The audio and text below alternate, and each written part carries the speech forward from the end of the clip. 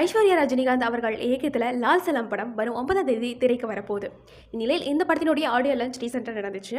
தன்யா பாலகிருஷ்ணன் இந்த நிகழ்ச்சியில் கலந்துக்கிட்டாங்க.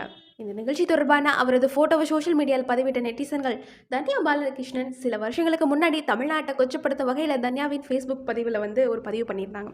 ஸோ அதை ஷேர் பண்ணி வைரல் ஆக்கிட்டு இருக்காங்க. இதை எடுத்து பலரும் அவங்க சோஷியல் மீடியா பேஜில் ரொம்ப கடுமையாக விமர்சனம் பண்ணிட்டு வந்துட்டுருக்காங்க. இந்நிலையில் அவங்க அதுக்கு விளக்கம் கொடுத்துருக்காங்க. நான் செய்யும் தொழில் மேலே சத்தியம், சில நாட்களாக சோஷியல் மீடியாவில் தமிழர்களை இழிவுபடுத்தும் விதமாக நான் சொன்னதாக ஷேர் பண்ணிட்டு வரும் கருத்து நான் சொன்னது கிடையாது.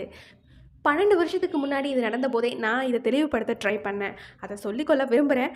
நான் பதிவே இடலை. அந்த ஸ்க்ரீன்ஷாட் ஒரு ட்ரோல் செய்யும் நபரால் உருவாக்கப்பட்டிருக்கு. நான் இதை எவ்வளவு தூரம் அதிகாரப்பூர்வமாக நிரூபிக்க ட்ரை பண்ணியும் என் சக்திக்கு உட்பட்டு என்னால் இது முடியலை. 12 வருஷங்கள் நான் இதை பற்றி பேசாமல் இருந்ததுக்கான காரணம் அந்த சம்பவம் நடந்த சமயத்தில் என் மீதும் என் குடும்பத்தின் மீதும் வந்த பயமுறுத்தல் தான். அதிலிருந்து விலகி இருப்பதே எனக்கு சரின்னு தோணுச்சு. இப்போ இந்த சந்தர்ப்பத்தில் மீண்டும் நான் அதை தெளிவுபடுத்த விரும்புகிறேன். அந்த கருத்து நான் சொன்னது கிடையாது. நான் என்னுடைய சினிமா பயணத்தை ஸ்டார்ட் பண்ணது தமிழ் சினிமாவில் தான்.